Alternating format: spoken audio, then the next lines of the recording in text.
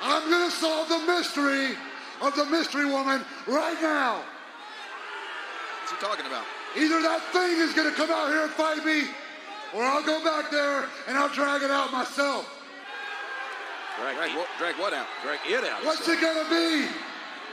You cross-dressing hermaphrodite. Whoa! Ruthless aggression. It's my life, my time, my rights, my rhymes, my grind, my struggle, hustle, sweat in my blood too. A predator smell fear, I smell a lot. My competitors flex here, cause they smelled I was hot. I want it all, excess, the sex, much success, stress us. I want it all, no less. So come on. The future of evolution. Third generation superstar. Bred for success. Orton, you were to be my pet project. When his time came RKO out of nowhere! to become a champion, He's done it! The youngest world champion in history! he became enemy number one. It's time for you to make a choice, Orton. Orton, hand me that championship now! 1, 2, 3, 4! Orton just spit in the face of the game! I did something that I've wanted to do for a long time. Now, your face is in the crowd. I'm shouting out loud. I want you counted out of the game. Oh wow, take a good look at me now. Should've never had a doubt. They set you out here screaming my name. I'm a roller, I'm a rider, a number one motherfucking survivor. Yeah. Randy Orton, I made you. You want to prove yourself to me? Randy Orton, I brought you into this world. This a fight you won. And I will take you out of this world. You got it. Randy Orton, don't you dare call me Randy Orton. That title is mine. Call me the World Heavyweight Champion.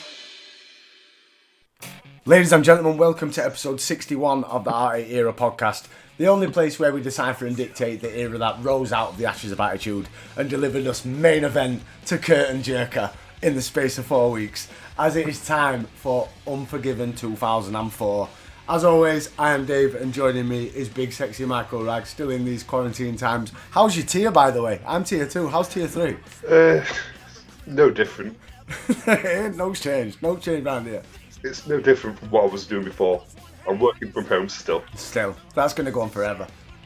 Oh, yeah. Forever. We've been told at least earliest March, April time. Yeah, and the thing is, That'll be a full year working from home. There'll be a lot of companies as well that they've sent a lot of staff home, and it's even though like a lot of companies they're paying the staffs like lecky bills and they're providing like equipment and stuff, it still might work out more cost effective in the long run for you to work in your pants.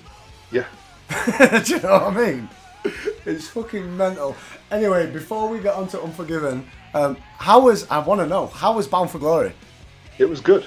I was going to get onto it when we get to the tag title match, but I can jump straight into that. Sorry. Yeah, for those that don't know, Mike is my resident informant of Impact. I watched that episode like everybody did, when Impact became relevant again, when all the ex-WWE guys, because no one watched it before then. No, don't lie. But you've carried on watching, haven't you? And you've kind of got, it's Mike's new favourite promotion. And all I get in Mike messaging me all the time about Impact and making me watch this bit and making me watch that bit. But I've not watched Bound for Glory. On a Wednesday when I'm watching it. All I understand from Bound for Glory is that the former Cruiserweight champion in WWE is now world champion. Yeah. Okay. And he's had a shave and he looks fucking weird. Okay. So, hit me up then. Hit me with some moments from Bound for Glory. So, women's title match, really good. Even though it was completely changed who was the contender right at the last second. You had returns during their little rip-off of a Rumble. You had James Storm coming back. Oh, wow. Daivari coming back. Really? Swoggle. Oh, well. Who helped Dreamer eliminate Hawkins. Oh, no, I've seen Dreamer, because Dreamer come out looking like Animal and he looked mint. Yeah. Yeah, Dreamer looked amazing. Swoggle helped Dreamer eliminate Hawkins after Hawkins had been booked. For 15 minutes, they booked Hawkins better than he'd ever been booked in his entire either of his WWE runs. Good. He's a good little worker. Deserves a push. X Division title was a nice opener. fast-paced cruiserweight action to open a pay-per-view. That's what you want to see. Who was Even in though that? They promoted it as a scramble. Oh yeah, you sent me the picture, didn't you? It was going to be a But scramble it wasn't a match. scramble. Okay. It was just one fall to a finish. Well, that's disappointing. I know. I wanted to see a proper scramble. 20 minutes. Who could get the most pins? That's it. Who was in that then? So you had Chris Bay. Nope. He's good. Never heard of him. He's essentially like a heel Kofi Kingston, Okay.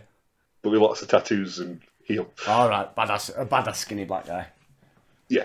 Okay. You got Rohit Raju, the champ. He's, Right, it sounded like you're stuttering. What? Rohit Raju. Rohit Raju. Never heard of him. Imagine if Sanjay Dutt was built as a hitman, like just wins by luck.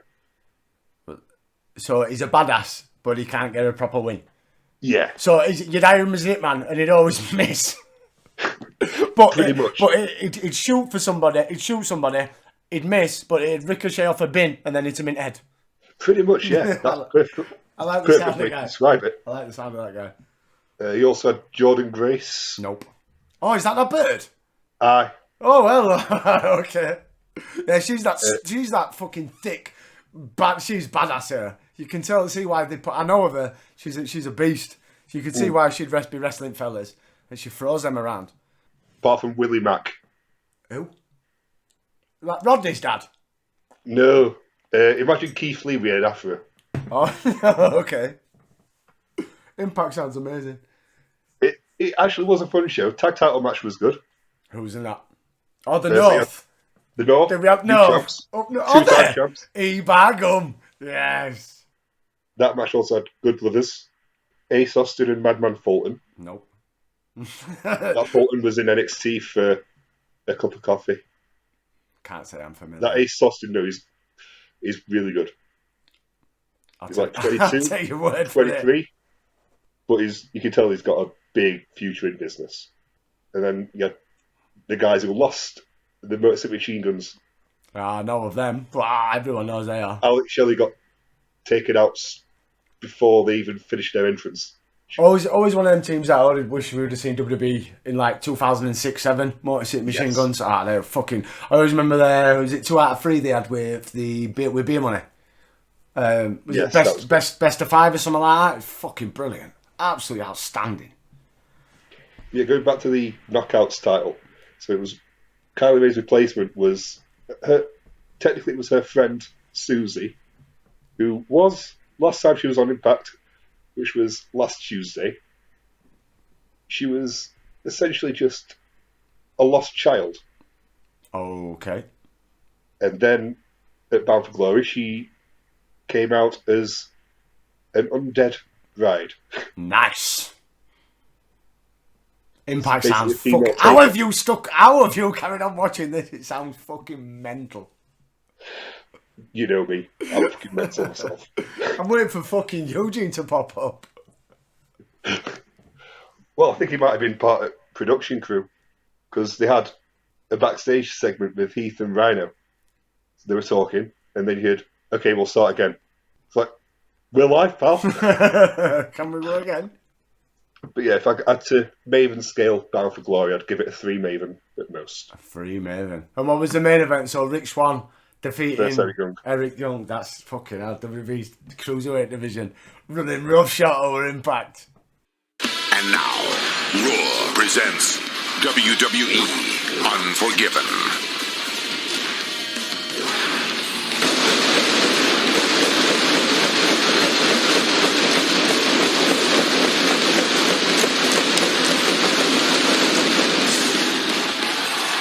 So, it is Unforgiven 2004, sponsored by Clearasil. It's all over the place. You see it. I always remember Clearasil. Ooh.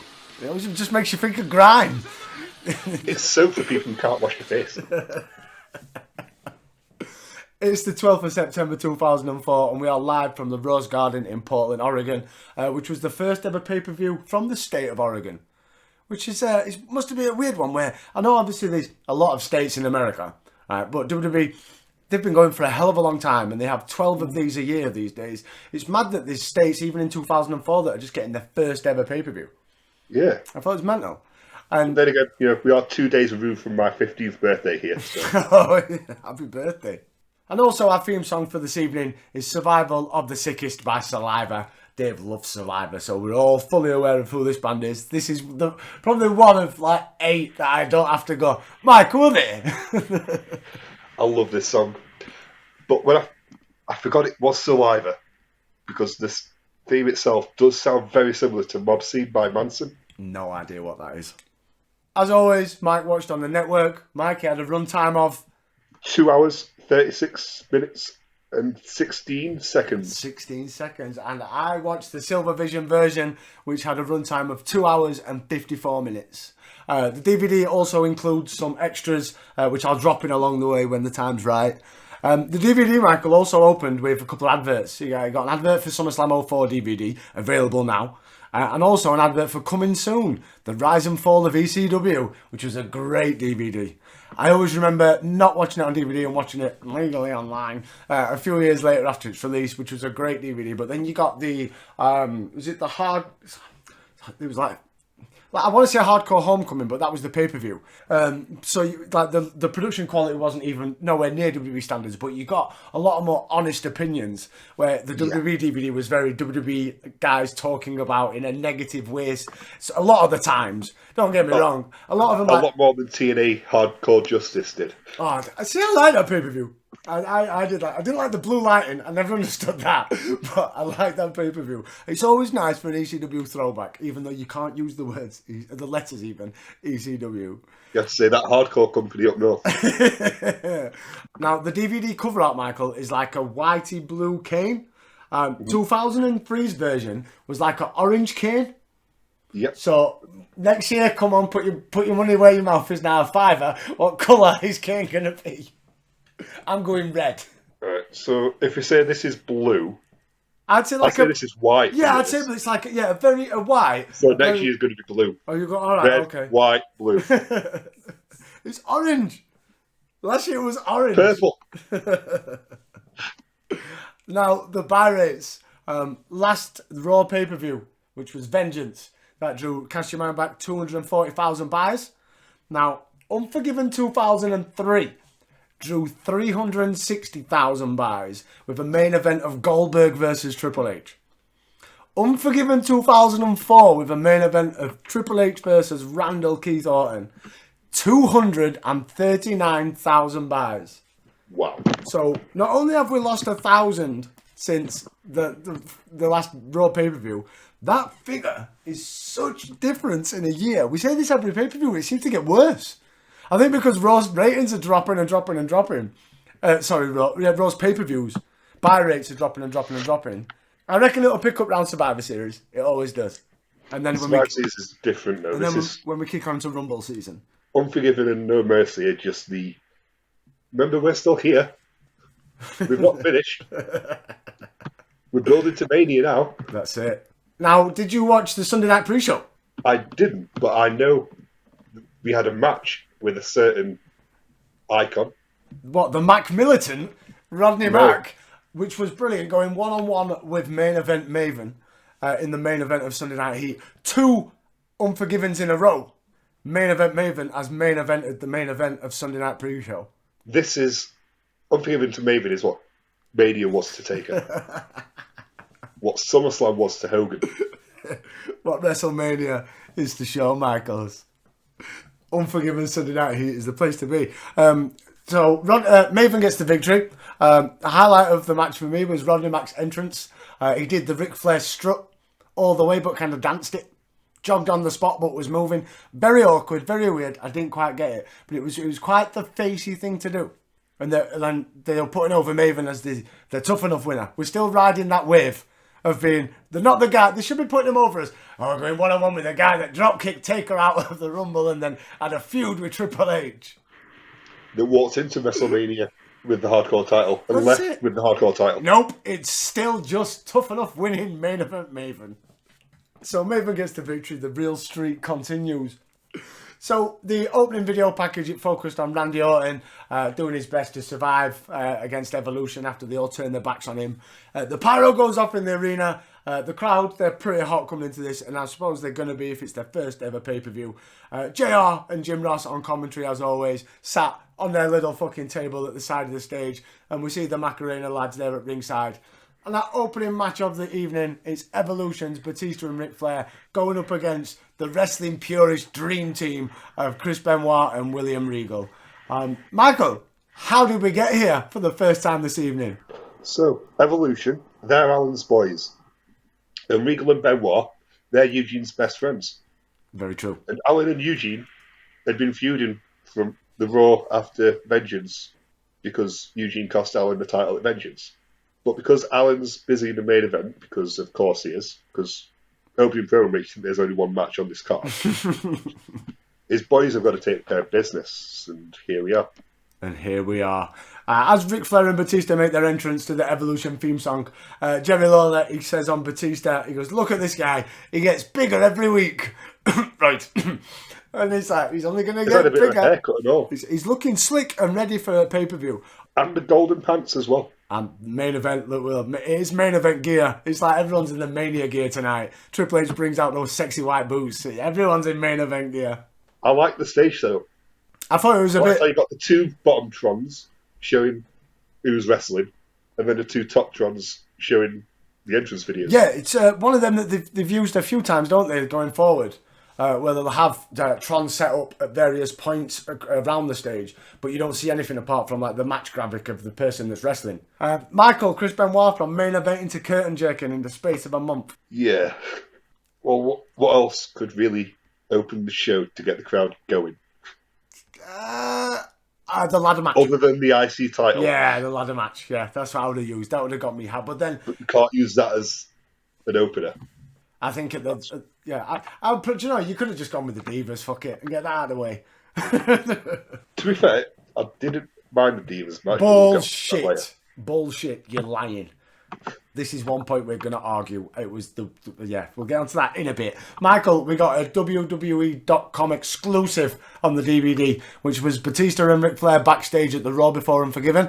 Batista, it was calling Benoit a gnat that keeps buzzing around him and he's driving him crazy.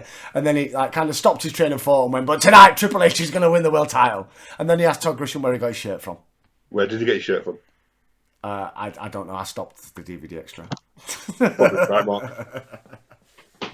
So the match itself then, Benoit and Batista, they lock up. Batista powers Benoit in the corner. Batista tries a clothesline. Benoit gets a quick crossface, but Batista gets to the ropes. It was like, yeah, imagine if he didn't. And the match just went, done. Just like 5 seconds, boom, on to the next match. And then he goes over to Flair afterwards and asks him what he does next. Guidance from the greatest. Flair, just keep calling spots, mate, and we'll be all right.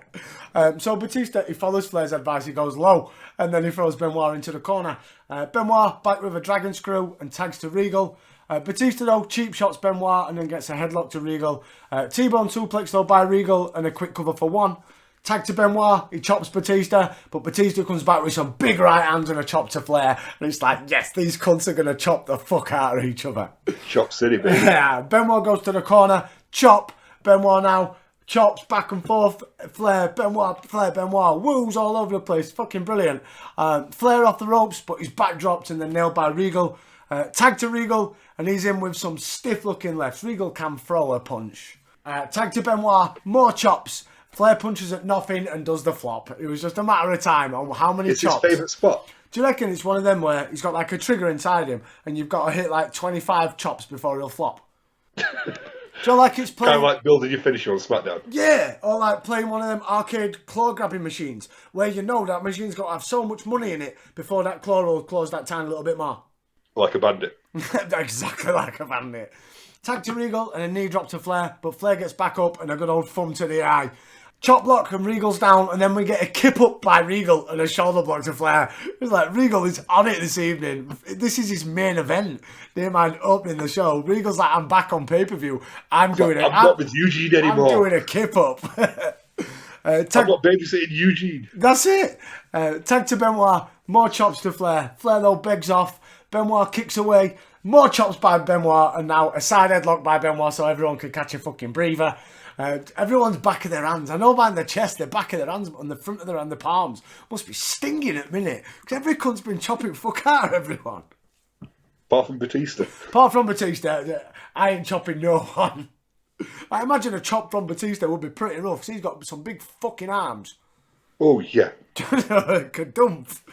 Flair tries to get Benoit's leg. Enziguri to Flair. Tags to both Batista and Regal. Batista gets a few knees.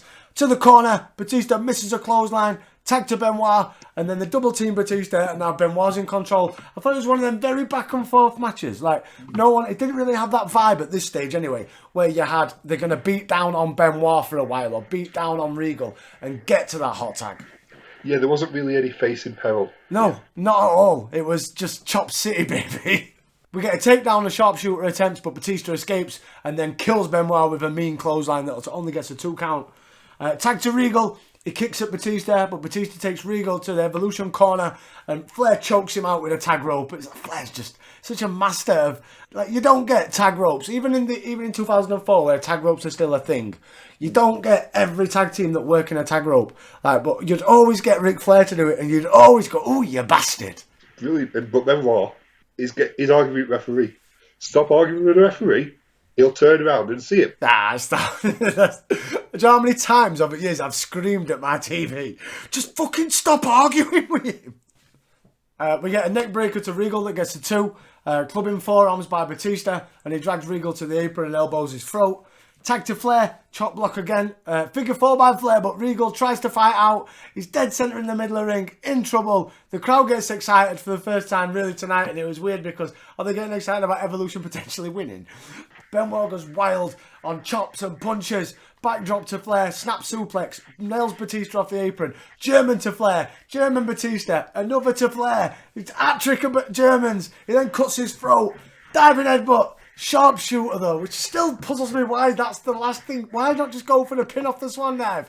But Flair with the thumb to the eye. And then we get in the crossface. Batista in. He picks Benoit up, slams him down. Spinebuster to Regal. Batista and Regal fight to the floor. They're thrown all over the railings.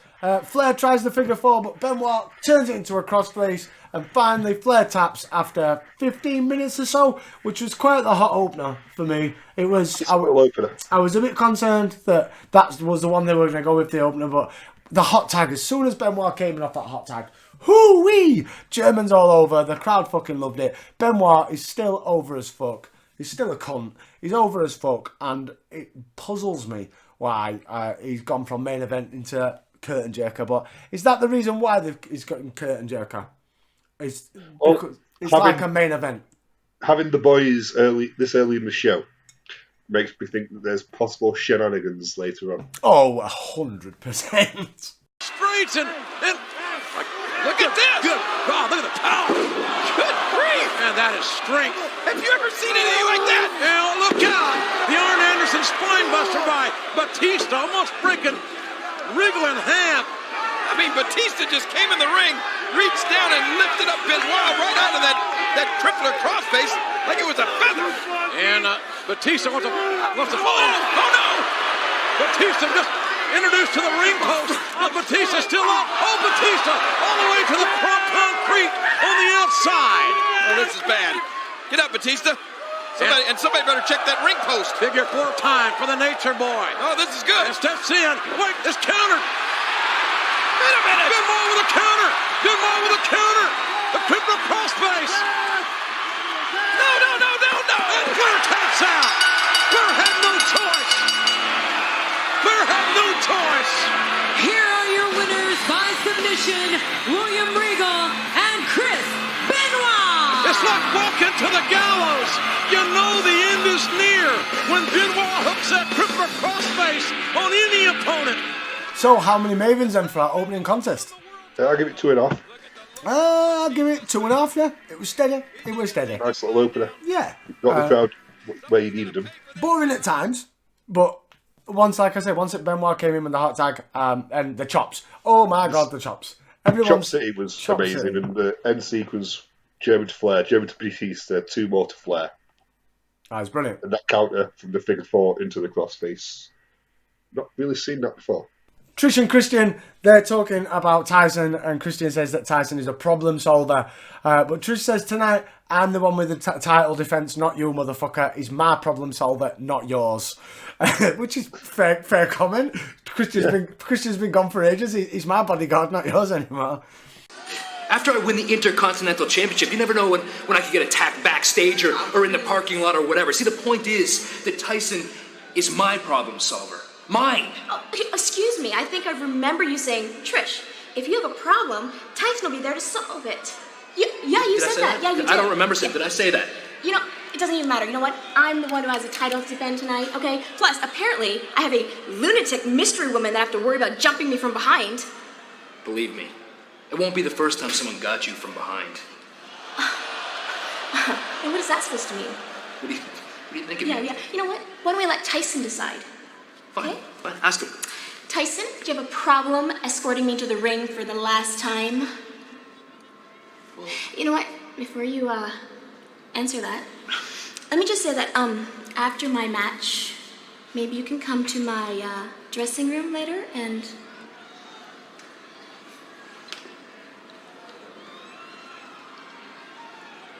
Good luck.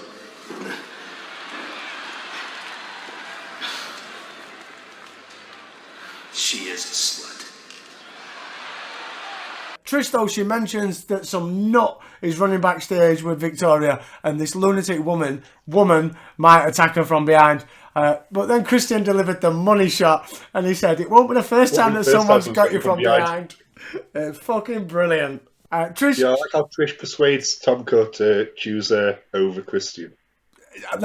she's got stuff that Christian could never offer Tyson Tomko. 1000%. Never. She then whispers in Tyson's ear, says that maybe he can come to a dressing room later. Tyson said to Christian, good luck. Tyson leaves with Trish, and Christian goes, she is a slut. At least he wishes his friend luck. It's like, good luck, I'm going to go grab your bird. And that leads to our next match of the evening. It is Victoria versus Trish Stratus for the Women's Championship, with big sexy Tyson Tomko looking to nail. Michael, how did we get it?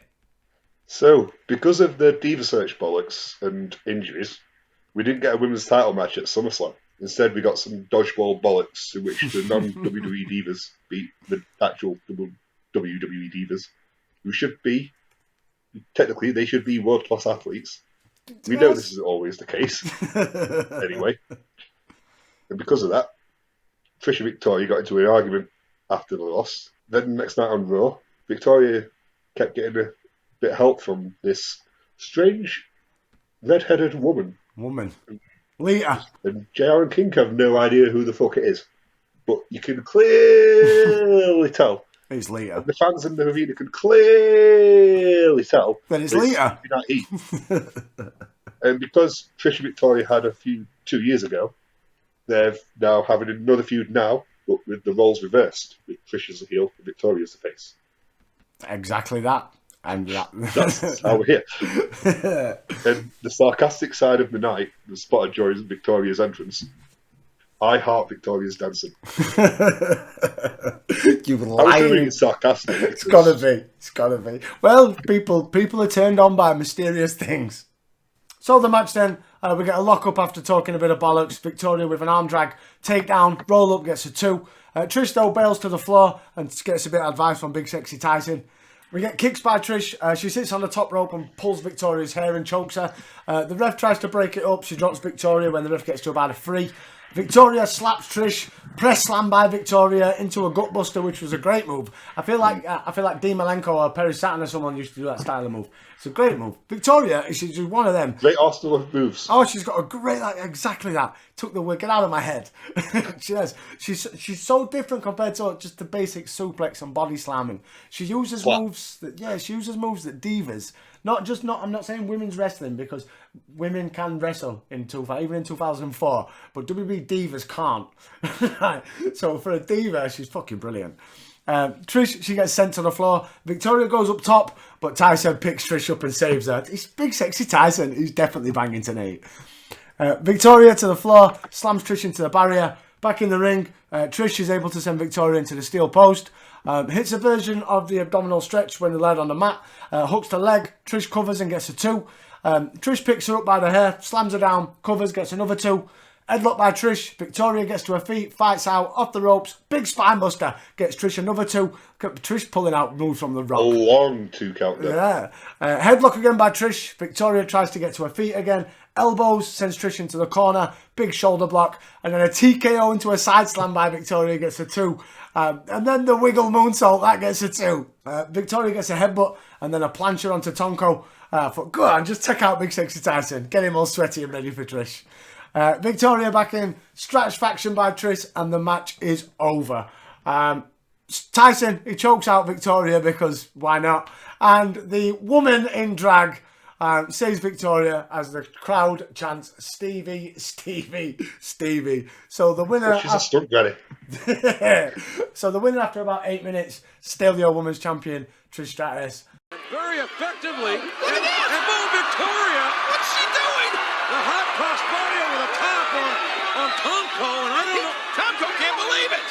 And I don't know. That was like getting punked out. A judicious thing to do, but in any event, Victoria's got a lot of guts. And boom, Trish. That's some Stratisfaction. Stratisfaction. Off the ropes, a hook of the yes.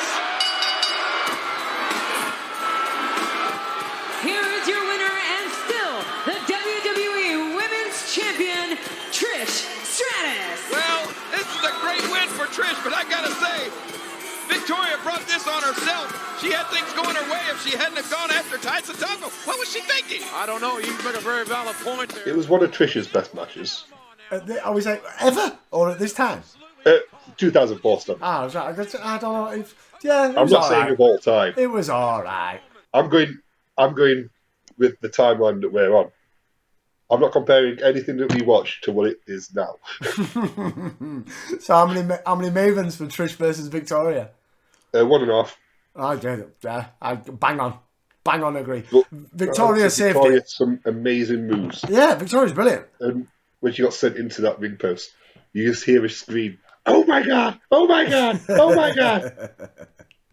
Victoria's brilliant. Victoria's the highlight of the Divas. Yes. And there's not many of them in this current timeline. You've got John Richardson, British comedian and as referee.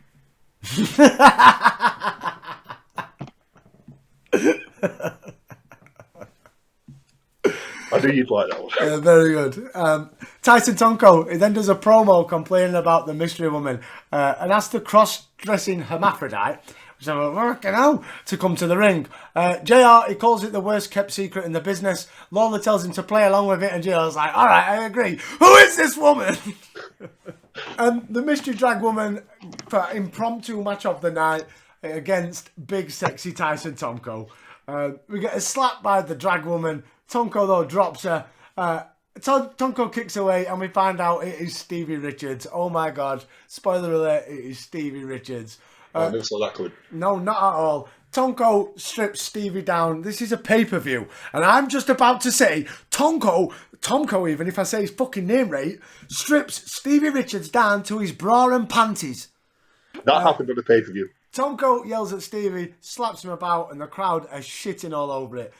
Big Sexy Tyson with punches. The crowd are chanting, "You suck." Choked by Tonko, and then a kick to Stevie. More boring chants. The crowd have already had enough. Stevie tries to fight back. Tonko knocks him down. Right hands, and now Stevie gets angry. And he's going, hit me again. Hit me again. He's good. Smack me. Tonko slaps Stevie, calls him a sissy, and then we get the bollock claw by Stevie Richards. As he grabs hold of Tonko's nuts. Poor Trish, she's not getting none tonight now. Stevie makes a comeback, punches away at Tonko. Drop kick, more punches, another drop kick, and Stevie, he looks at his bra for some bizarre reason. Tonko, though, grabs him, hits the reverse TKO. Match over, 6 minutes 25. I'm going out here and saying that has been the worst match, male to male, that we have seen in our entire journey so far. On pay-per-view. I'm making history here. -5. I was just going to go 0, but yeah, fuck it. Well, -5 Mavens. Fucking abysmal. 6 minutes, not needed. They could have just give the woman 5 more minutes. Yeah. They weren't needed. Trish and Victoria could have done with 5 This could more have been minutes. something that they had on Raw tomorrow night. We have the rematch from the pay-per-view. Victoria gets one last chance. And then you have that finish. With Stevie coming out on that. Fucking stupid. Folks holding Tomko up. And he's still concerned about his bra. Man, that... Uh-oh. That was a mistake. We have seen this before, ladies and gentlemen. This is not nice. Oh, hey, that swinging neck breaker maneuver, and Tomko has solved the mystery and won a match. Here is your winner, Tyson Tomko. I don't really know what to say about that. Michael, WWE home video exclusive. Now, inside the DVD, this listed it as Lillian walks in on Tyson. So picture the scene. Lillian, she's walking through backstage. She gets approached by someone and says, well done tonight. She goes, thank you. She approaches the women's locker room and big sexy Tyson walks out, smiles, looks at Lillian and says, have you got a cigarette? And then he walks off. Lillian ponders what's just happened and then it cuts off. It was about 10 seconds long of an exclusive. That's why you need to buy the DVD, folks. For fuck's sake. So it sounds like Big Sexy Tyson got laid. Can we make a rule going... Well, can I make a rule going forward? Go on. I don't have to watch Tyson Tomko shite. No, tough shit. You have to watch Big Sexy Tyson and you have to love it. Trish fucking adores him. I ain't gonna love it. Well, ladies and gentlemen, we are just moments away from crowning a new Intercontinental Champion. In a ladder match, of all things. The Intercontinental title will be hanging high above the ring for Chris Jericho takes on Christian. This one is all about an injury, a shocker, and the stripping of the Intercontinental title. Take a look. This is the highlight reel. So Edge, come on down to accept my challenge of a rematch at Unforgiven for the Intercontinental Championship. That's real nice, Jericho, when you know damn well that I tore my groin over the weekend and that I'm not going to be able to wrestle at Unforgiven. But I want you to know something, that when I'm good to go and I'm all healed up, you're the first person that I'm going to face. Hey, what the hell? Wait, that's Christian! It's Christian! Where the hell did Christian come from? Christian assaulting Chris Jericho! What you did to me? I don't know exactly what's going on, but I can tell you one thing. Christian is back! Edge is going to be out of action at a minimum of 4 to 6 weeks, which means the mandatory 30-day title defense of the Intercontinental Championship is going to expire. Therefore, Edge is now stripped of the Intercontinental Championship. What is this? The meaning of this now? You've got a near disaster on your hands, my friend. My peeps are going to be rioting in the streets if you don't take this Intercontinental Championship and hand it over to none other than Captain Charisma himself, Christian. Well, I think Chris Jericho may have an issue with Captain Charisma. If you're going to be deciding who the new champion is, then you need to decide it the proper and fair way. What do you people say? It's Chris Jericho versus Christian inside of this 15-foot high steel cage. That's not going to work for me. Last time I was in a steel cage match against Chris Jericho, he injured my back and put me out of action for 4 long months. I can't do that to my population again. It'll kill him. But if we're looking for a special match, there's only one that fits the bill. The ladder match! What? I can't believe this! It's on! A ladder match, the vacant Intercontinental title. Since all that's been taken care of, I only have one more thing to say. Hey, look at that now! Jericho assaulted Christian. The Intercontinental title has been stripped from Edge, but it will be decided in a ladder match. We'll have a new Intercontinental Champion crown guaranteed at Unforgiven. Will it be Chris Jericho or will it be Christian? Up next, Michael, we get a video package airing about how Edge had a torn groin and had to give up the IC title because in 2004 the 30-day thing is still a thing when they want to use it. And obviously he can't defend because his groin smashed. It fucking will be in a bit. Later. So that somehow gets to tonight's match for the IC title, Christian versus Chris Jericho in a ladder match. Michael, how the fuck did we get here? Which JR says on commentary, it's time for our next match. The Intercontinental Championship match will be decided in a ladder match of all things. And if that just isn't a shot of truth, JR. Because do you know how many times the IC title has been defended in a ladder match? Ooh, I'm going to say 7. So, as of this recording, and this does not include TLC or Money in the Bank, there have been 64 total ladder matches in WWE. The last one and the first one, both for the IC title, there have been 19 ladder matches for the IC title. Wow, out of 64? Out of 64. This was the 10th and the 22nd overall ladder match. So we're 22nd overall ladder match from Michaels and Brett. Yeah. On that, was it like a challenge taping back in '92? I think that was the year, yes. Yeah. So that's not too many in a short period, but you got to think like from 92 till, I don't know, I want to say maybe, 92 to 98, they only had like one every now and again. It was a big deal, weren't it? Where now they throw a ladder match up fucking every fortnight. Let's have a ladder match, fuck it. Wow. That's a lot of ladder matches. So is that ever then, up to present day, as in today? Up to now. Up to Classic Champions. Yeah. Wow. That's some... There have been 13 world titles, and that does include NXT and ECW. Including NXT, there's been 11 tag team ladder matches. Including the NXT and the women's titles and the hardcore title, there have been 7 of the title ladder matches. The rest of the ladder matches have been for like contracts and shite. Yeah. Pink slip on a pole and shit like that. Pink slip on a ladder. Look at Michael delivering ladder match facts here on the Art Era podcast. Ladder stats. Ladder stats. But yeah, we got here because Jericho was feuding with Edge going into SummerSlam. Edge won that match, but then he got injured on a house show, bless him. So now Edge has vacated the title. So congratulations to Vacant once again. Intercontinental Champion. Second time in our timeline. Yes, Vacant smashing it. But he's not in this match. He's been replaced by Christian for some reason, who returned to Raw a couple of weeks ago and went straight after Jericho, resuming their feud from this time last year. Yes. It's Trish is not involved anymore. So we're really beating this dead horse, aren't we?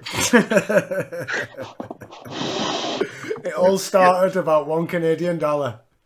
That's it. $1 Canadian can buy you an IC title ladder match. With Trish nowhere in sight.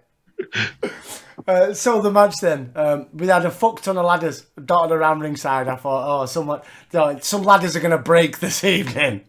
JR and King, they say no one is allowed at ringside, so we are not going to see Trish or Big Sexy Tyson.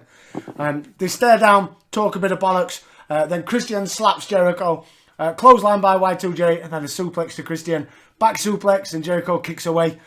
Jericho goes outside, grabs a ladder, and just launches it at Christian, but then Christian legs it and fucks off. Running in Zagori, and Jericho gets a ladder, nails Christian in the bollocks, in the gut. Jericho tries again, misses, and it's the ring post. Jericho chokes out Christian with a cable, but then Christian fights back and nails the unprettier on the floor. Game over. Get on that ladder, climb that fucking ladder, get that title. 1, 2, 3, it's over. You notice Jericho didn't get fired for choking him? No, because it weren't Justin Roberts and he was a precious soul. If it would have been Justin Roberts, it would be a different story. It's a shite announcer.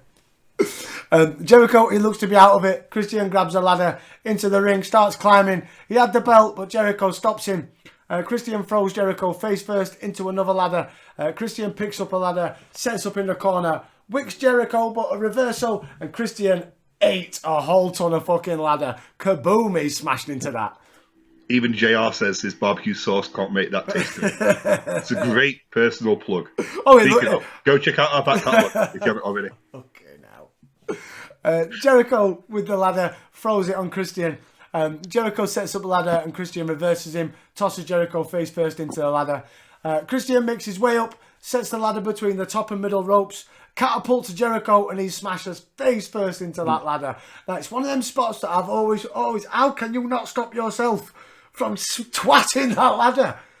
Why would you want to do that That's spot? an art in itself, honestly. Jericho has the ladder. He goes up top and rides it down a la Shawn Michaels onto Christian. The crowd at this minute in time are going wild for Jericho.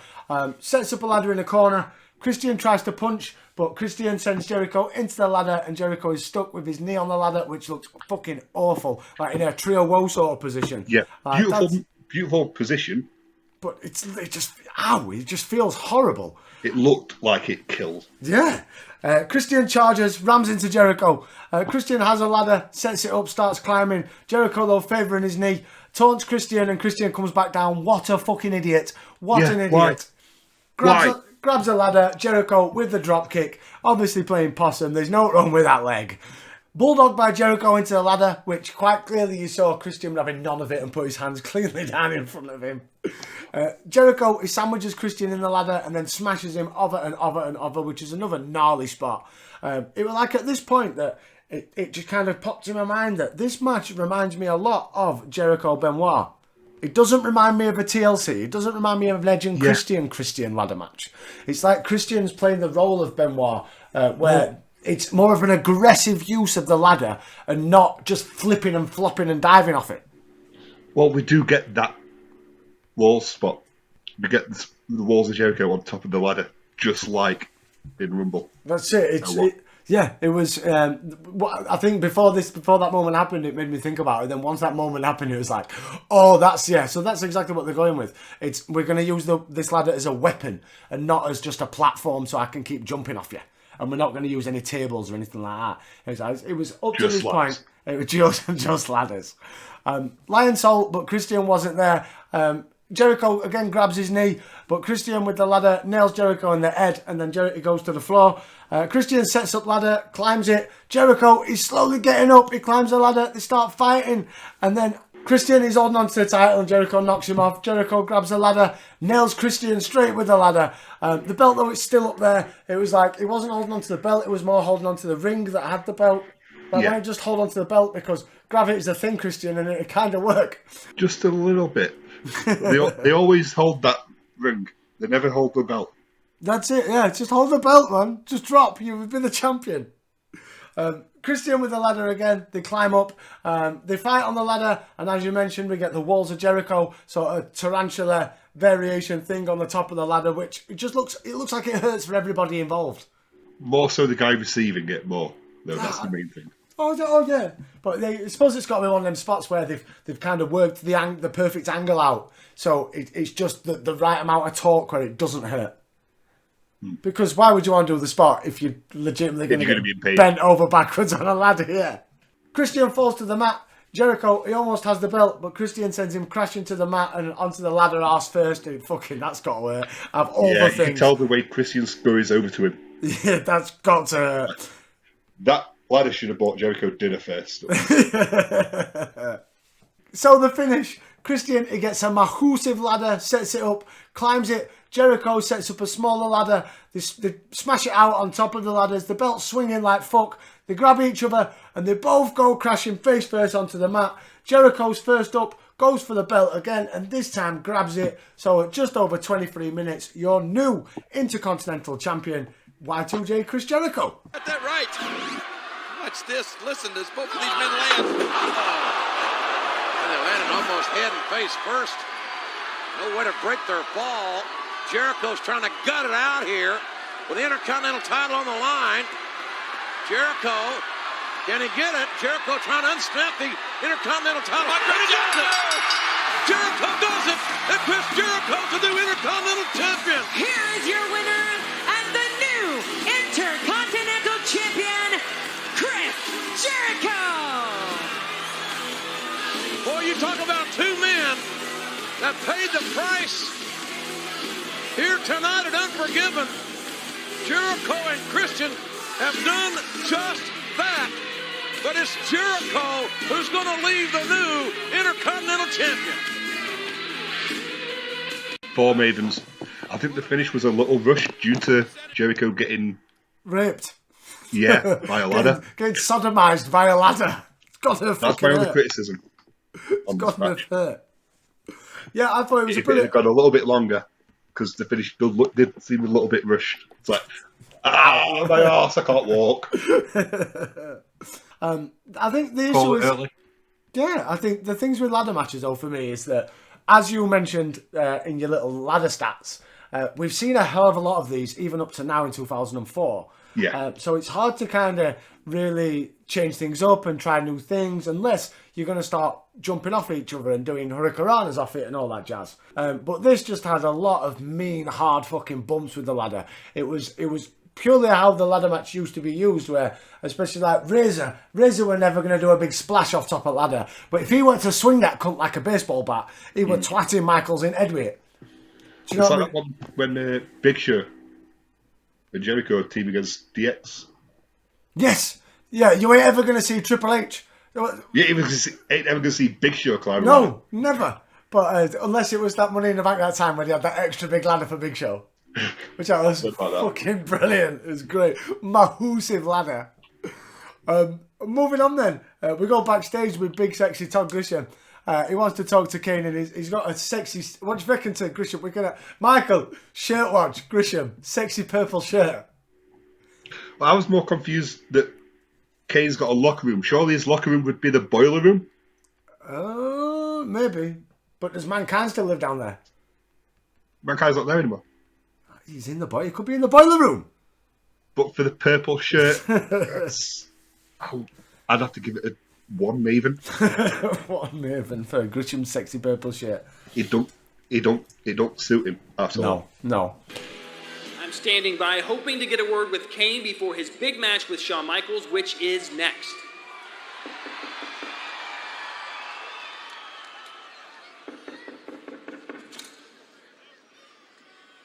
Oh, Lita, what a nice surprise. I was hoping to speak with Kane, but since you're... I know, Todd, but I have something that I want to say. Tonight, I hope that Shawn Michaels beats the living hell out of my husband. And I hope that Shawn Michaels crushes Kane's throat. And I hope that Shawn Michaels gets the revenge that he deserves and does something that I can't do. Puts Kane straight in the hospital. Because I know that Shawn Michaels won't just be satisfied with beating Kane. Shawn Michaels is going to destroy him.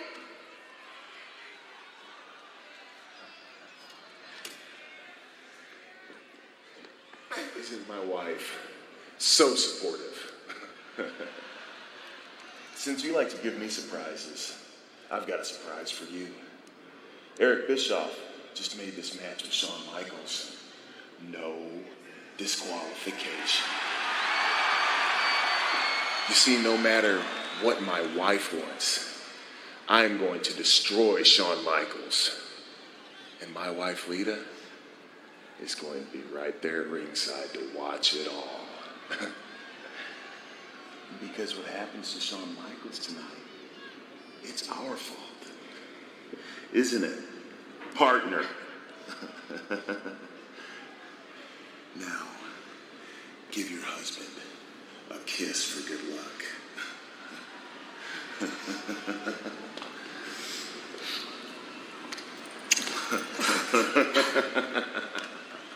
So Todd Grisham then, he's backstage. He wants to talk to Kane. Lita comes out though, and she wants Shawn Michaels tonight to beat the hell out of her husband. She wants Kane in the hospital. Kane comes out, grabs Lita. He says, "Aren't you so supportive?" And he's got a surprise for her. Tonight's match is going to be no DQ. Kane's happy as fuck, and he says Lita will be there to watch it all. And whatever happens to Shawn Michaels, it's her fucking fault. And there's a kiss on her. Is that he fucking hates his wife? So they announce it's now no DQ, and Lita's going to be at ringside. So she's going to be involved in the finish, isn't she? It sounds that way. We are still backstage, and Chris Jericho, he's getting interviewed by the coach. Jericho says he's got ice on his shoulder. The ladder went halfway up his arse. He feels like shit, but he feels like a king, because he's the first ever 7-time Intercontinental Champion. Edge then shows up on crutches. Edge notes that Jericho could never beat him. He told him to shine that title up real nice, because when Edge is ready, he's taking it back in probably a ladder match. At least he's not going to turn that some bitch sideways and stick it straight up.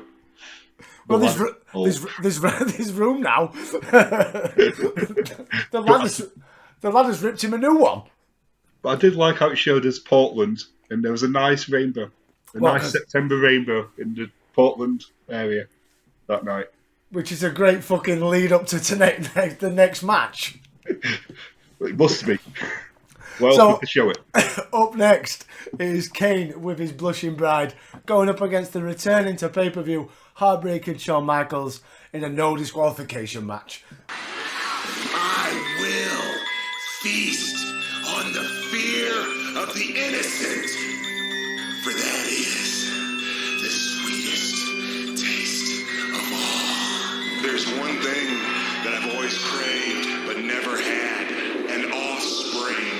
Stop, please! The answer's yes! That baby the lady's carrying, it's mine. If Kane beats Matt Hardy at SummerSlam, then Lita has agreed to marry Kane. Tonight is a very special night as we unite these two in holy matrimony. Welcome to the wedding of Kane and Lita.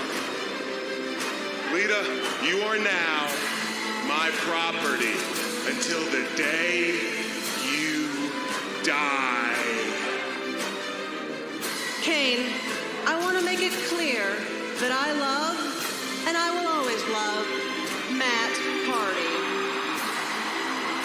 I sincerely hope you rot in hell. Lita, do you take this man to be your lawfully wedded husband? I do. And do you, Kane, take this woman to be your lawfully wedded wife? Oh, there's Matt Hardy assaulting Kane. Matt Hardy coming to get Lita the hell out of here. My God, there's a wall of fire here. Lita and Matt can't get past it. They're trapped. Lita begging for Kane. No, no, no, no, no. My God, oh my God almighty. Let's go. Let's finish this. Kane, do you take Lita to be your wife? I do. Then by the power vested in me, I pronounce you man and wife. You can kiss the bride. Of all the pieces of property I own, you by far are my favorite. So, after Bad Blood, that feels like a fucking years ago, HBK and Alan, they came out to the ring and decided they weren't going to try and kill each other anymore because they tried to kill each other too many times in the Hell in a Cell match. And then, for some reason, Kane decided to come out because he was angry because he tapped out at Bad Blood. And he beat the fuck out of Michaels. Meanwhile, Kane raped and impregnated Lita, and now they're married because he beat Matt Hardy at SummerSlam. Lita announced that as a wedding present from a cleric that let Kane have any match of his choosing. Lita used her feminine wise to make the match that we have tonight against the returning Shawn Michaels, who's been out of action since the attack from Kane, which was on the 14th of June 2004 episode of Raw. And what a pop he gets when he comes out. Michaels is still over in any era. Michaels is still over as fuck. Well, when he came back as the bald, hot, broken kid. We still popped. I popped like fuck. It was depressing and sad to see, but I still popped like fuck. So the match then. We get a lock up to start, and Kane works away with right hands. Knee lift by Shawn Michaels. Chop and a fez press. Chops to Kane, punches to Kane. Kane's trying to cover up. It's like Michaels is on it. He's going to kick fuck out of you. Well, yeah, it's a blood feud. It's a blood feud. Michaels with a clothesline to Kane sends him to the floor. HBK skins the cat back in. And then because he has to. Lovely planche of Kane. It's like the HBK skinning the cat is the Ric Flair flop of Shawn Michaels'. It's like, here you go, guys. Moveset. Let me skip this cat. You know you wanted to see it. Because everyone goes, oh, Rumble 95. Kane, he shoves Lita in the way, though, of Michaels' plancha. He goes to check on her. Like, he's just jumped on a pregnant woman. There should be doctors and everything outside right now. Yep. Kane takes advantage, press slams Shawn Michaels into the barrier, Kane then takes apart the Spanish announce table, then poor Macarena lads slams Michaels onto it. It didn't snap though. He tries a suplex, and this time it snaps, and Michaels goes straight through. Speaking of snapping, Michael, I want to know your opinion on look at Rusev being a cunt in AEW, forcing his wife to go through a table week after week after week after week after week after week on Monday Night Raw. I found it funny last night's Raw when Nia gave her a hug and then said to Baszler, "It's time." And this the only thing Nia Jax has ever done in her career that's made me pop. It's purely just like the biggest fucking dick on Lita, innit? Every week we're making sure you're going through a table because your husband's in AEW. Vince is fucking such a bitter cunt. He's like, yeah, we're going to have you win a match. We're going to have you face us. I know. It's like You're they're through saying, table. like they're pushing Lana, like fuck, and it's like no, but we're not, because every time we're going to put you through a table. It's fucking brilliant. Lita though, she's back up. She tries to rally the crowd for Shawn Michaels after he gets a sidewalk slam by Kane. Kane though, he has a neck vice on Shawn. HBK to his feet. Right hands to Kane, double choke slam though to Shawn, sends him back down for a 2 and back in a fucking headlock. It's like, let's have a breather for a minute. Yeah. Wouldn't a two-handed choke slam be more effective than a one-handed choke slam? Do you think so? Because using both hands to choke him, yeah, a bit more both hands force. to lift him up, and both hands to slam him down, that should easily get you a 3. You'd But think your so. finish is a one-handed choke slam. Shawn Michaels, he flips out of a back suplex attempt and gets a DDT to Kane, but Kane's up and Shawn chops away at him. Kane with rights now. Shawn, it's a flying forearm, sit up by Kane and a kip up by Shawn Michaels, which is a fucking great spot. Not as good as the one from Mania 25, but still a brilliant spot. That's not happened, Michael, yet. No. It did make me think of that, which is annoying, because this happened first.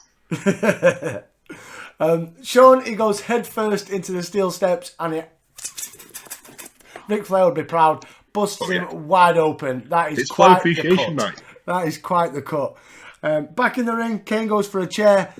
Shawn's all coming back, and he's taking everything Kane's dishing at him. Reverse elbow takes Shawn to the floor once more. Steel post, he gets smashed into it, and then Kane though misses a boot and crotches himself. Kane's down. Oh, HBK's back in control. There's blood pissing everywhere. Atomic drop, chops. HBK goes up, big elbow. He tunes up the band. Kane gets up, nails Shawn Michaels with a big boot, which only gets a 2. Kane though is pissed off, goes up top, clothesline. He sets up for the choke slam, goozles Shawn, but Shawn nails him right in the bollocks. Kick to the dick. It's a no DQ match. Can't fault you for going for the dick. Commentators do thank Uncle Eric for making it a no DQ. So the finish, Shawn crawls for the chair, gets it, smashes Kane. Kane sits up though, he tries to grab the chair, but Lita grabs it. Kane argues with Lita, Michaels is up, sweet chin music, Kane reverses, no, Michaels reverses, sweet chin music, 1, 2, 3, and after just over 18 minutes, Kane's getting buried again. Michaels down, Kane is up, and now Kane, oh look, hey, Lita just took, Lita, what are you, Kane was going to use the chair. You give that back, that's joint property. That's as much Kane as it is. Give it back to Kane. Lita's got possession of the joint property, if you will. He's got to divorce her. He's got to drop it like a bad habit. Call a lawyer. Uh-oh, Michaels back up. Michaels pulled himself back up. Kane! And Michaels going for sweet chin music. Couldn't get it. And Kane now. Oh, no. He got it. Sweet chin music. Michaels with the cover, the kick, the count, and the whip. Michaels did it. HBK, the showstopper. Here is your winner, the Heartbreak Kid, Shawn Michaels. With all the guts and temerity that a future Hall of Famer has to have, and a little assist from Mrs. Kane. Shawn Michaels has returned after 3 months and has beaten the Big Red Machine. Boy, they say behind every successful man, there's usually a good woman, but tonight Kane was unsuccessful. And that's because he didn't have a good woman behind him. Man, what a match. Oh, what a match. That Lita better thank her lucky stars that she's pregnant by Kane, or she had stuck her fate worse than death. Oh my God, look at the face of Kane. Well, you may be about to witness a little marital spat here, JR.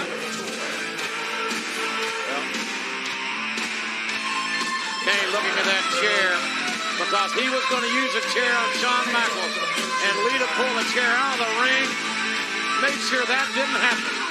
And Michaels able to score with sweet chin music. And look at this. How disrespectful. She's a pregnant woman. She's not property. She's a human being. She cost him the match, JR. Unmasking has been the worst thing for Kane's career.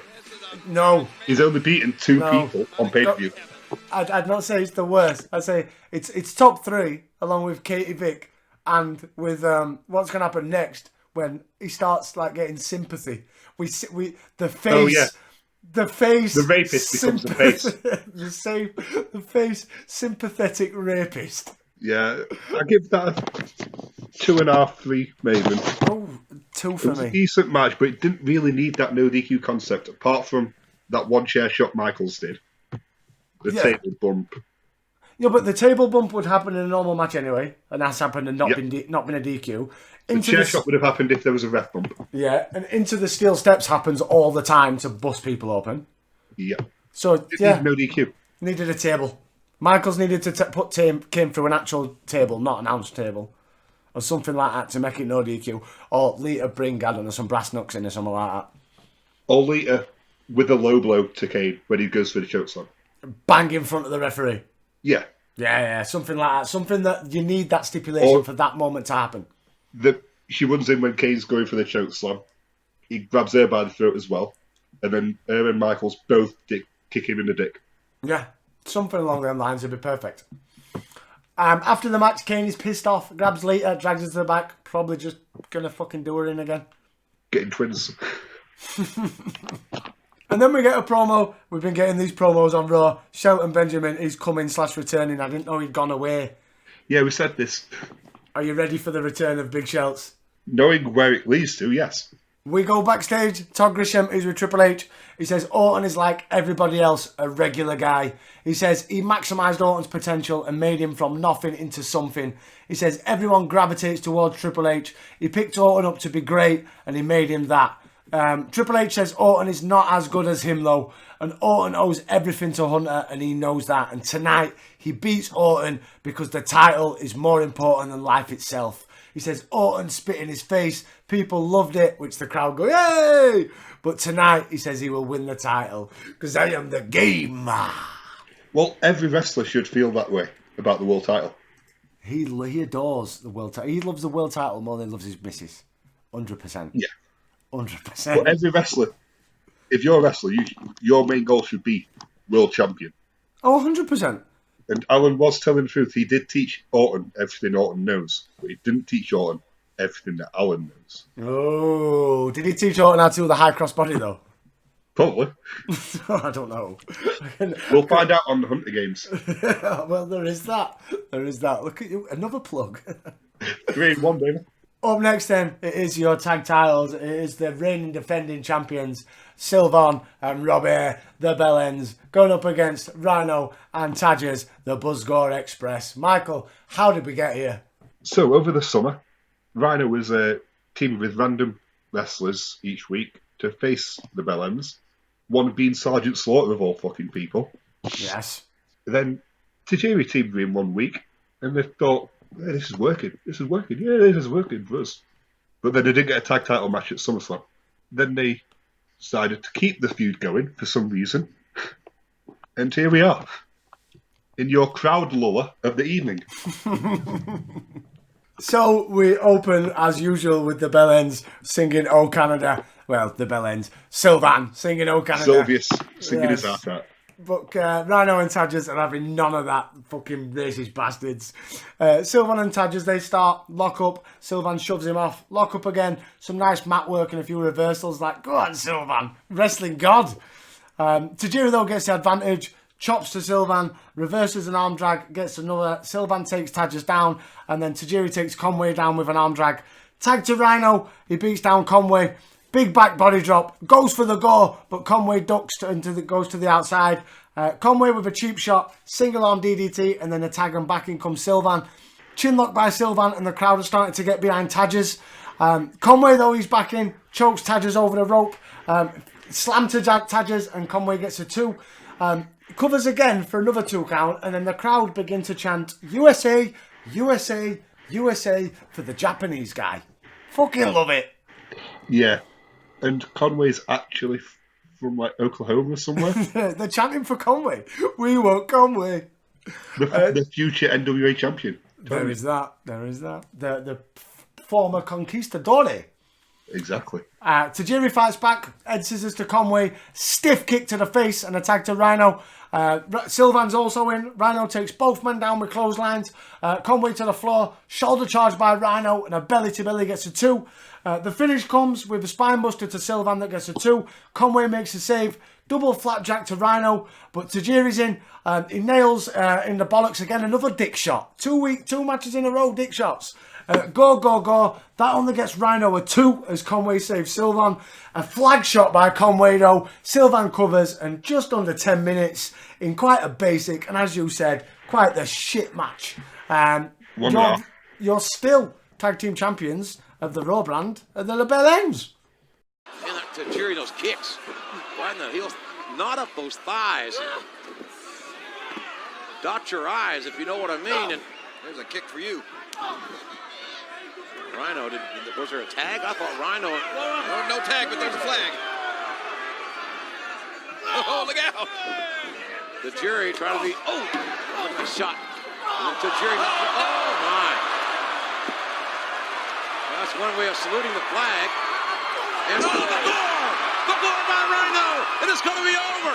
Here it is! We're going to have... No, come on! On the rope. What was on the rope? Yes, it was. We had a... Oh, the shot by Tajiri. Knocking Conway into the ring. I couldn't believe that. We should have a new tag team. And the... Rania used the flag. Referee didn't see the flag. And... Oh, come on. What, JR? Here are your winners and still the World Tag Team Champions, La Resistance. Well, the flagpole, it looked like the flagpole was going to cost La Resistance, but instead, the flagpole is the reason La Resistance has retained the World Tag Team titles. When I started doing my notes, I forgot this match was on the card. Well, the thing is, with Raw, they've had the singles matches, they've had their interference, they've had a little bit. We've had tag matches. Yeah, they've had a little bit of build. We've had tag matches. Yeah, they've had a little bit of build, but at least they could have just gone with a title switch. I know it's not been that long since the Bell Ends beat Edge and Benoit, but you could go with Rhino and Tadgers. But yeah, what a fucking waste of this pay-per-view has been. It's had so many fucking highlights and so many really deep lows, and this tag match was one of them. Purely because of the result, I give it 1.5 Navens. Ooh, exactly the same. That's it. The positive matches have been positive, but the shy has been shy. The shy has been terrible. The shy has been terrible. We get a video package for our main event of the evening. Reigning, defending, youngest ever World Heavyweight Champion, Randall Keith Orton, going up against his former mentor and current leader of Evolution, Hunter Hearst Helmsley. Orton's got the Randy Orton has done it. Destiny, JR. I am here, standing before you, the youngest World Heavyweight Champion in history. People get used to this sight because the Randy Orton era has only just begun. Well, let's talk about the celebration. Let's start the women coming down. The wine's gonna start flowing.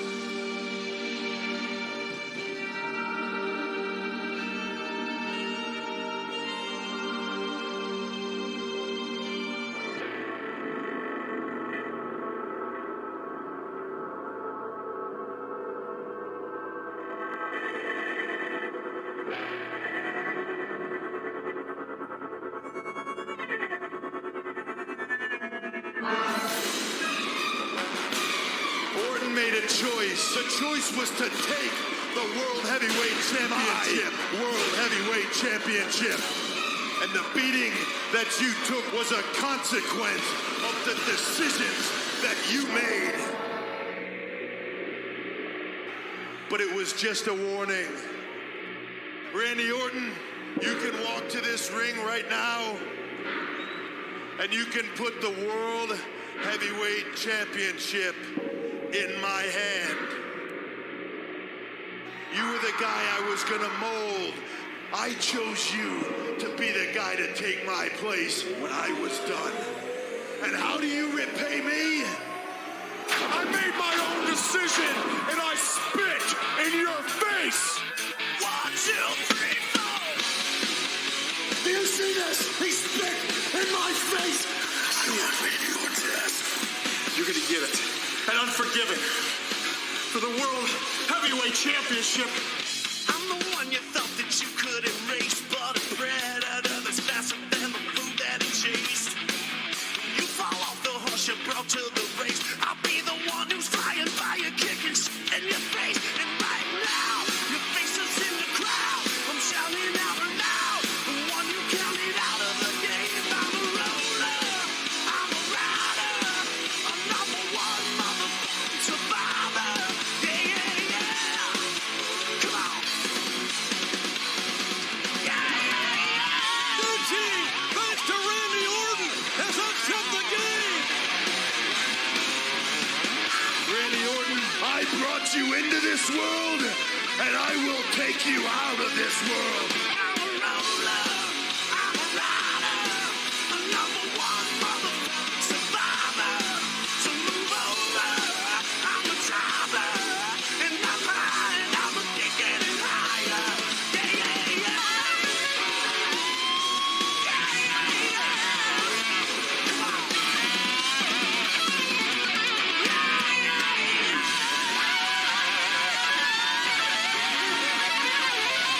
Is it Orton's destiny to remain the world's champion and Unforgiven? Michael, how did we get here? Well, I can tell you how we got here, or I can tell you how what we should have done. Okay. Instead. So we got here because Orton won the title at SummerSlam, and Alan wanted the title. Yes. That's the end. Ladies and gentlemen. But here's how I would have done it. I think they should have done it differently. Because, when you've got the youngest world champion in company history, you should try and make it a decent reign, not just less than a month. So I would have had the Benoit rematch tonight. Then at Taboo Tuesday, in real life, we had 3 contenders. I would have made that 4. So I would have had Alan, Benoit, Edge and Michaels as the contenders for the fans to vote. Air quotes, vote. Because we know that was all legitimate, ladies and gentlemen. It might have been, you don't know. As in real life, I would have had Michaels win that match. And then you could still have Edge's heel turn with him costing Michaels the victory, which gives Orton another defence. Then Survivor Series, have him defend it against Edge in a rematch from Vengeance with a different result, because that would be a great match for the world title. It would have been built from the Taboo Tuesday, and it would build well into the Chamber. Hang on, right? Yeah. Where's Triple H in all this? What?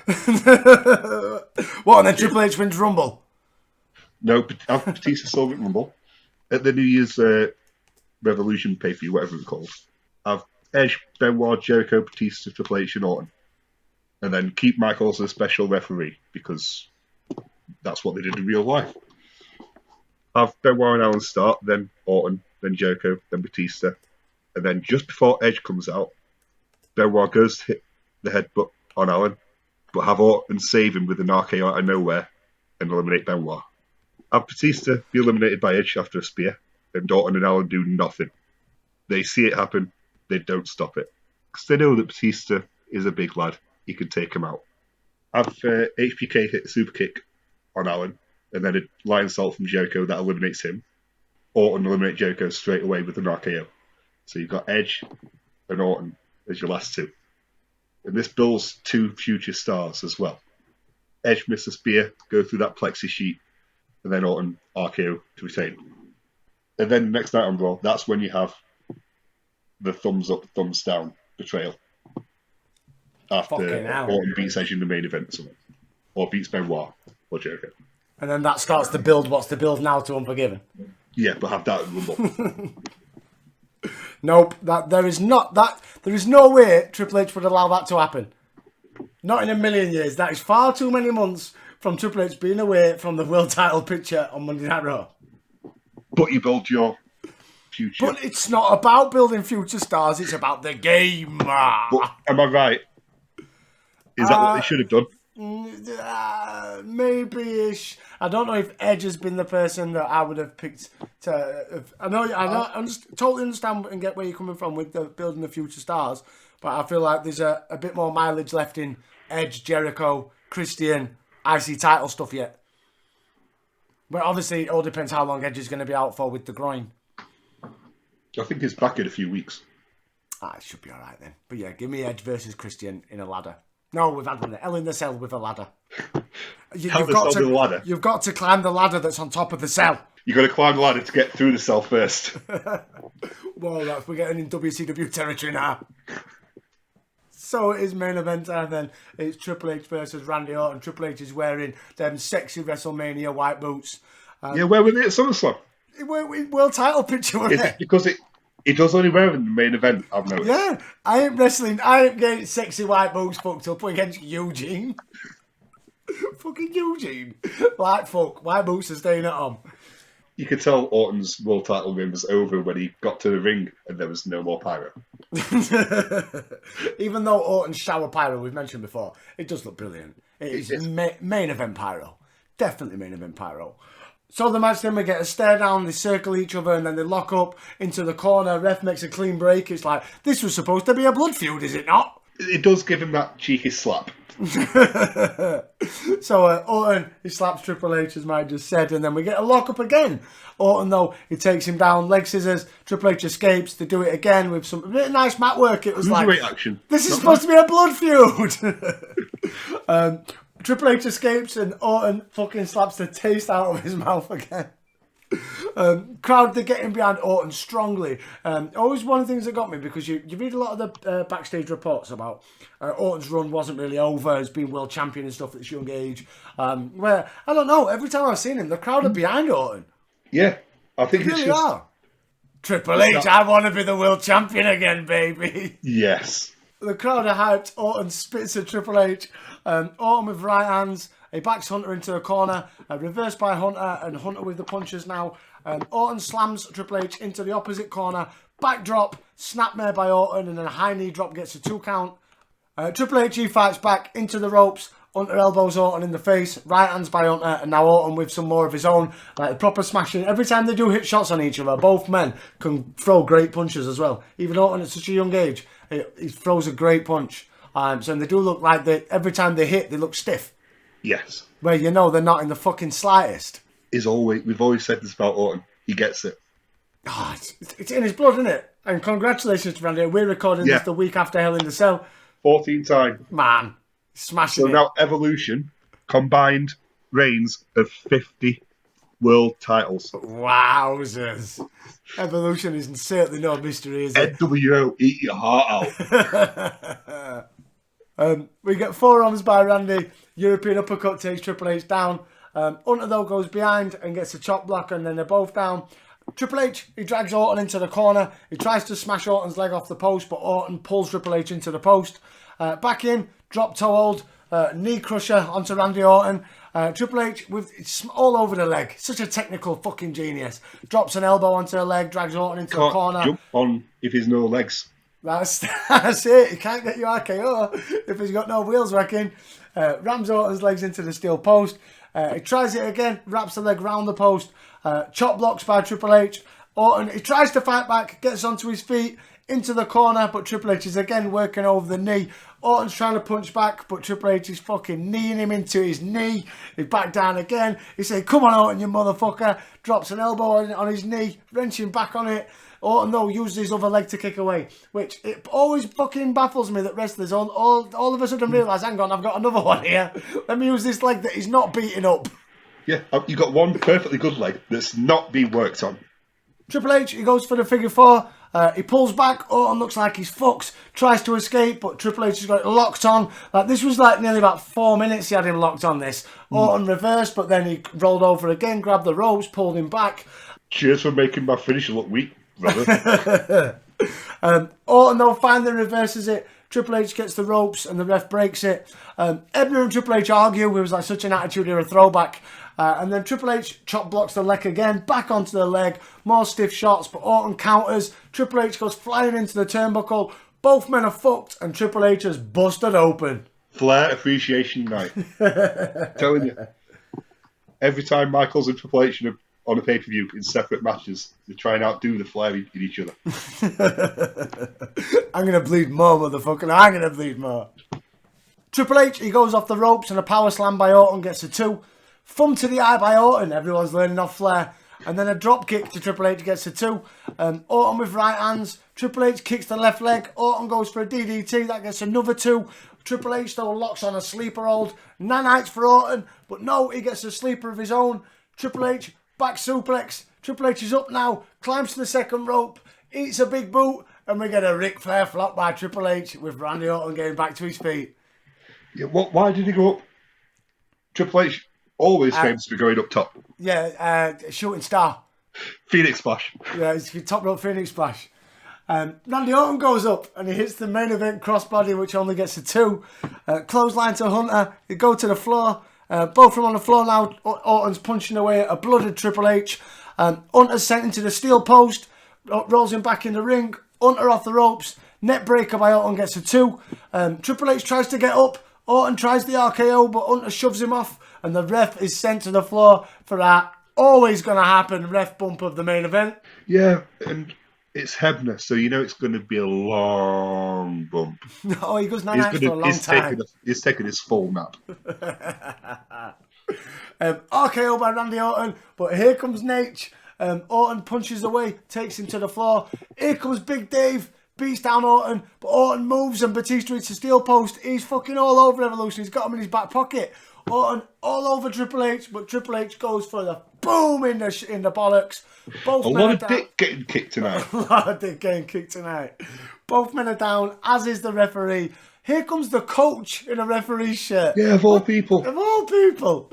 At least it could have been Bischoff, maybe. Like Triple H paid him off or something like that. Yeah, that would have made a lot more sense. Yeah. Hunter coach. But coach. Hunter covers. Orton, though, kicks out. Coach is cheering on Hunter.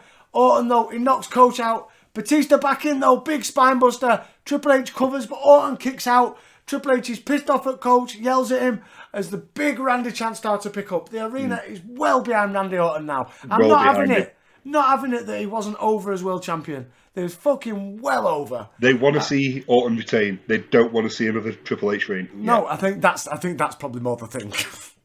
It's not Orton's not over. It's just anyone but Hunter. Anyone but you, Hunter. Anyone but you. So the finish of the match, both men are up. Orton, he escapes a pedigree attempt.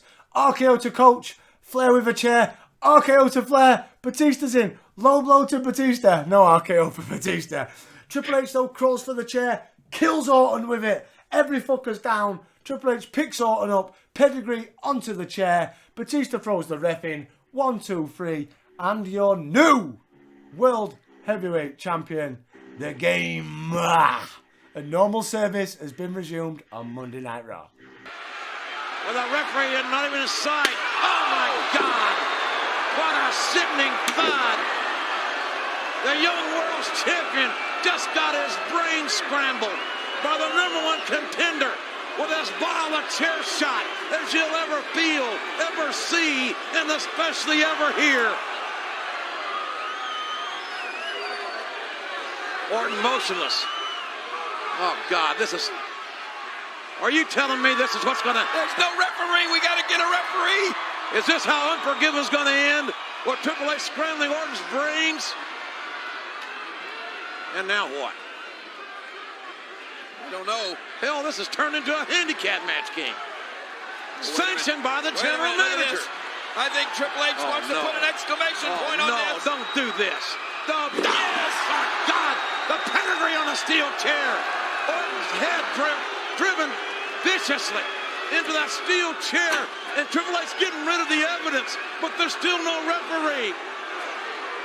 Here's the ref. Batista throws Hezbollah in the ring. Orton's been pedigreed on a chair. Kick out. Kick out. It's over. God, I can't believe this. It's over. A new world champion.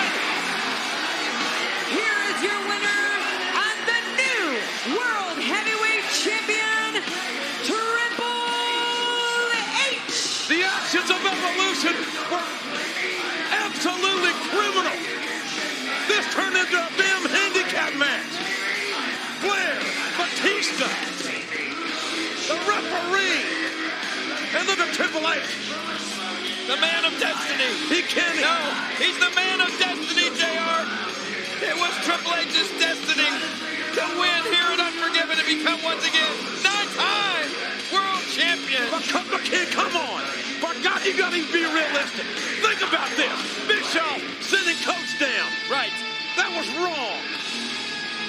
We now return to our regular scheduled broadcasts. Your winner, Alan Paul Triple Hunter Hearst Helmsley H. Levesque Titchmarsh. So then, Michael, how many Mavens for our main event and our new world champion, Triple H? I give it 3.5. It was a decent match, but it could have started more aggressively. No working each other out. That wasn't needed. Yeah, it should have been a blood feud. The Michaels and Kane match, just going straight at each other. That's it. If you remember, this is a guy, Randy Orton, who spit in Triple H's face, and then Randy Orton has embarrassed him on Raw with all the pictures and stuff. He's fucking keeps running away from him. He starts swinging at him all with a sledgehammer. But no, there will start to be a couple of lockups and that and a bit of mat wrestling. Yeah. It got better. That ruined it for me. Yeah, it got better for me as the match went on. It with did. Like Flair getting involved and Batista getting involved, and the ref bump always helps because you know a bit of fun's going to happen, a bit of shenanigans. And it needed all three members and a chair shot to beat Orton. That's it. But he still lost. He still lost. It's selling post-match, he was showing anger, frustration, sadness all at the same time. So everyone who says Orton's expressionless, have you not seen him? These days he's a bit robotic, yeah, but back then it was absolutely. Well, the shock factor when we mentioned it on the last episode when it was on Batista's shoulders and just that, oh, what do you mean thumbs down? Oh, fuck. Do you know, he's full of expressions. I liked how at the end of the match after the 3 count, Triple H was just laid on Orton. Both men are fucked. Blood everywhere. JR is hyping it as a conspiracy as Flair pulls Triple H to his feet and him and Batista, they pull Triple H to the floor and carry him off to the back. It's like, Randy Orton's out cold, Triple H is fucked, his mates are carrying him off. The blood feud ended like it should have ended, with blood everywhere as a blood feud. I said it just took a long time to get there. It took a while to get from first gear to second gear. I couldn't agree more. Now, Michael, according to Pro Wrestling Touch, a theory was reported that Triple H might have pushed for Randy Orton's face turn as a way to kill Orton's momentum and regain the title himself. Now, again, this could be backstage bollocks, but the series of events are kind of somewhat accurate, but a lot of people backstage, they don't believe Triple H had any interest in maliciously trying to kill Orton's character, but apparently the original plan was for Randy Orton to retain the title, possibly through a DQ finish. However, some backstage, they're pushing for a title change at the pay-per-view, mainly to give people a reason to watch into Raw tomorrow, but mostly because everyone backstage deems Orton's title run a failure. Those in favour of Orton's title loss feel that WWE would be better off putting the title in safe hands while allowing Orton the face to chase the title to rebuild interest in the angle. Triple H was also expected to win the title at SummerSlam, but before that, obviously the match was changed to Orton and Benoit, so a title win wouldn't be impossible, I suppose, if that's what already the idea is. Although most people were expecting Orton to hold on to the title, but a lot of people, the inevitable was going to happen, and it played out how it played out. Well, the main reason they wanted Orton to be working this champ was because Lesnar fucked off. Yeah. Michael, home video exclusive. An absolute fucking amazing promo by Ric Flair. So we're backstage. Flair's hyped. Batista's hyped. Triple H is fucked. Blood everywhere. Title over his shoulder. And Flair's like, Orton, he felt it. He smelt it. He touched it, but he couldn't walk away with it. He says Hunter is a 9-time champion, means he's been the best at what he's done 9 times. But also, Rick, that means he's been the worst at what he does 8 times. Yeah. Flair, he says tomorrow on Raw, the Nature Boy, Batista, and Evolution. So, no, that's you don't need the and Evolution because there ain't nobody else. They're going to hold a party for Triple H and they're going to celebrate the success and the genius that is Triple H, and he will make sure that there is a girl there that kisses every inch of Triple H's body from head to toe. Is Stephanie okay, that? I'm not sure. It's a home video exclusive, mate. Stephanie hasn't bought the DVD. She watched it on network. So then, that has been Unforgiven 2004. Michael, as always, I want to know your best match of the night, your worst match of the night, and if Unforgiven 2004 was a wrestler of the Ruthless Aggression era, who would he be? So, for match of the night, do you want to say it on 3? 1, 2, 3, ladder match. Ladder match. Worst match, do you want to say that on 3? 1, 2, 3, tag. Tom Cole.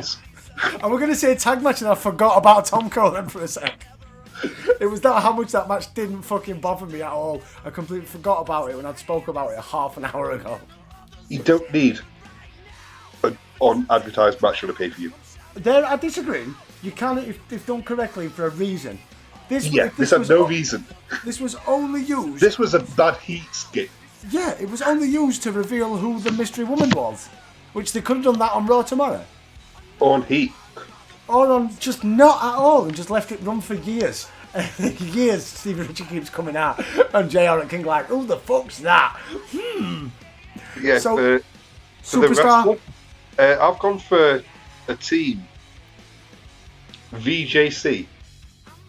Vanilla Jobber Connection. Because what you see on the card, that's what we got. What you expected was exactly fucking that. Nothing surprising at all, just very generic. My choice, I've gone for main event Maven. Because sometimes Maven is fucking amazing. Other times he's fucking shy.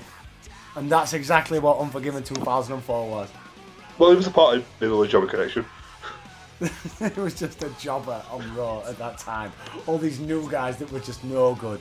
Well, Cade's coming back soon though, isn't he? It's not long now. Not long now till Cade and Murdoch. I fucking loved Cade and Cowboy Murdoch. So then, Michael, before we leave, we've not had no Diva Bollocks on the show. No. So I've got some news for you ahead of tomorrow night's Monday Night Raw Diva boxing match. So, as we found out, WWE confirmed a Seattle slugfest between the remaining contestants in this year's Diva Search. However, WWE may not have counted on the fact that there are rules and regulations for boxing in the US. Washington State's Department of Licensing, which handles the boxing and pro wrestling in the state, they've found out about the match and they've contacted the WWE. Now, as of this article, so it's the night before Raw, WWE sources told the department that Raw's match will be a pillow fight and not a boxing match. So it's unknown. Obviously, we'll find out in our next episode whether a boxing match does go ahead, a bit of brawl for all back in WWE, or they're going to say it's going to be a pillow fight. It's going to be a fucking pillow fight. It's going to be a fucking pillow fight, isn't it? Yes! And finally, Michael, for those out there who are interested in owning some used underwear from Dawn Marie, you can go over to www.dawnmarieonline.com and bid on a blue bikini that she wore for the Raw Divas 2004 magazine photo shoot. I hope she's fucking washed them. On that note, Michael. Several times. On that note, Michael, let everyone know, as always, where they can find us on all forms of the social media. Well, it's definitely not www.dawnmarieonline.com. It's on all forms of social media. You want to search at Our Era Podcast. So, up next then, it will be another look at Raw and SmackDown as we leave Unforgiven and we move towards SmackDown's next pay-per-view, No Mercy. But until then, thank you very much for everyone for taking your time out, as always, to listen to us talk bollocks about the RA era. And also, thank you for every single person that's listened to our previous episode, because it's been the highest listen count in the first week of any episode released in our 4-year existence. So yes, thank you. Every single fucking one here. We love everyone here. Until next time, I've been Dave. That's been Big Sexy. Peace out, people. Ruthless aggression. It's my life, my time, my rights, my rhymes, my grind, my struggle, hustle, sweat in my blood too. A predator smells fear. I smell a lot. My competitors flex here. They smelled I was hot. I want it all. Excess, the sex, and much success. Stress us. I want it all.